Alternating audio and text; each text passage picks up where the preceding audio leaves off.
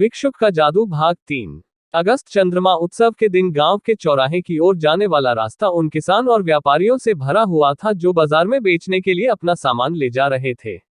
फूनान के माता पिता गोभी की टोकरियां उठाए हुए बाजार की ओर जा रहे थे। जब फूनान ने भिक्षुक सन्यासी को देखा तो उसने माता पिता से पूछा कि क्या वे वृद्ध सन्यासी के साथ साथ चल सकता था। फूनान उस वृद्ध को नई पतंग के बारे में बताने लगा जो वे जन्मदिन पर मिले पैसों से खरीदना चाहता था। अचानक उसके रास्ते पर कुछ हंगामा होने लगा। किसान वो का गधा जो नाशपातियों से भरा हुआ ठेला खींच रहा था, भीड़भाड़ वाले रास्ते पर सबको तितर बितर करता हुआ दौड़ने लगा।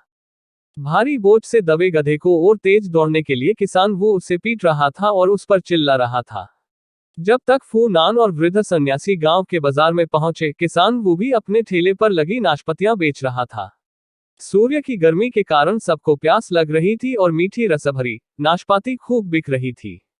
यद्यपि किसान वो भारी दाम मांग रहा था। एक स्वादिष्ट नाशपाती मुझे खाने के लिए दे सकते हो? सन्यासी ने किसान वो से पूछा। फटीचर भिखारी, तुम्हें कुछ ना मिलेगा, किसान वो चिल्लाया। लेकिन तुम्हारे पास तो बहुत सारी नाशपाती हैं, निश्चय ही तुम एक नाशपाती दे सकते हो, वृद्ध ने कहा। यह देख कई लोग इकट्ठे हो गए। किसी ने कहा, इतने कंजूस मत बनो, वृद्ध को एक नाशपाती दे दो। किसान वो ने गुस्से से अपनी लाठी घुमाई और सन्यासी को बुरा भला कहा। बालक फूनान ने जब ये देखा तो पतंग खरीदने का सपना जो वह देख रहा था उसको बुलाकर उसने अपनी जेब में हाथ डाला। पतंग मैं बाद में भी ले सकता हूं, उसने अपने आप से कहा और झटपट किशनवू को अपना सिक्का दे दिए। जन्मदिन के उसके सारे पैसों में सिर्फ एक छोटी नाशपाती ही मिली।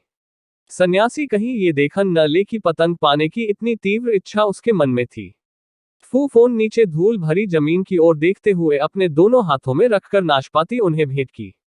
झुककर धन्यवाद करने के बाद वृद्ध ने लोगों से बात की। क्योंकि आप में से कई लोगों ने अपना भोजन मेरे साथ बांटा है, उन्होंने कहा। मैं हर एक को एक स्वादिष्ट नाशपाती खिलाऊंगा। वह गांव के चौराहे में टहलते हुए आगे चले।